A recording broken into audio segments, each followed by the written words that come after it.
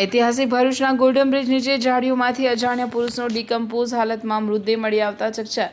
ભરૂચના golden bridge નીચે અંકલેશ્વર તરફ જવાના નદી કિનારા વિસ્તારમાં ઝાડીઓમાંથી એક અજાણ્યા પુરુષનો ડિકમ્પોઝ હાલતમાં મૃતદેહ મળી આવતા સમગ્ર વિસ્તારમાં ચકચાર મચી ગઈ હતી. મૃતદેહ સડી ગયેલી હાલતમાં હોવાના કારણે સ્થાનિકોમાં પણ ભારે કુતૂહલ સાથે ચિંતા જોવા મળી હતી.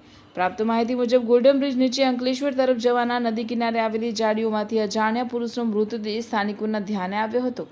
મૃતદેહ લાંબા સમયથી પડ્યો હોય તેવી સ્થિતિમાં ડિકમ્પોઝ હાલતમાં મળી આવતા સ્થાનિકોએ તાત્કાલિક સામાજિક કાર્યકર ધર્મેશ સોલંકીનો સંપર્ક કર્યો હતો. માહિતી મળતા ધર્મેશ સોલંકી પોતાની ટીમ સાથે ઘટના સ્થળે પહોંચ્યા હતા. સ્થળ પર તપાસ કરતા ઝાડીઓ વચ્ચે એક અજાણ્યા પુરુષનું સડી ગયેલું હાલતમાં મૃતદેહ મળી આવ્યો હતો. ત્યારબાદ આ સમગ્ર મામલાની જાણ ભરૂચ સી ડિવિઝન પોલીસને કરવામાં આવી. જાણ થતાં સી ડિવિઝન પોલીસનો કાફલો ઘટના સ્થળે દોડ્યો હતો અને પ્રાથમિક તપાસ હાથ ધરી હતી. જોકે ઘટના સ્થળ અંકલેશ્વર બી ડિવિઝન પોલીસની હદમાં આવતું હોવાનું સામે આવતા ભરૂચ સી ડિવિઝન પોલીસે અંકલેશ્વર બી ડિવિઝન પોલીસને સમગ્ર ઘટનાની જાણ કરી હતી.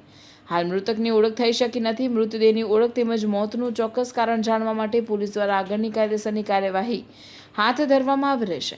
મૃતકનું મોત કયા સંજોગોમાં થયું, મૃતદેહ અહીં કેવી રીતે પહોંચ્યો અને મૃતક કેટલા સમયથી અહીં પડ્યો હતો તે સહિતના તમામ મુદ્દાઓ અંગે પોલીસ તપાસ બાદ જ હકીકત સામે આવશે. અંકલેશ્વર બી ડિવિઝન પોલીસ દ્વારા મૃતદેહને પોસ્ટમોર્ટમ માટે મોકલી આપવાની કાર્યવાહી સહિત મૃતકની ઓળખ મેળવવાના પ્રયાસો હાથ ધરવામાં આવી રહ્યા છે. પોલીસ તપાસ પૂર્ણ થયા બાદ જ સમગ્ર ઘટનાનું સાચું કારણ બહાર આવશે. ગોલ્ડન બ્રિજ નીચે નદી કિનારે ઝાડીઓમાંથી અજાણ્યા પુરુષનો ડિકમ્પોઝ હાલતમાં મૃતદેહ મળી આવતા ચકચાર મચી છે અને પોલીસે સમગ્ર મામલે તપાસનો ધમધમાટ શરૂ કર્યો છે.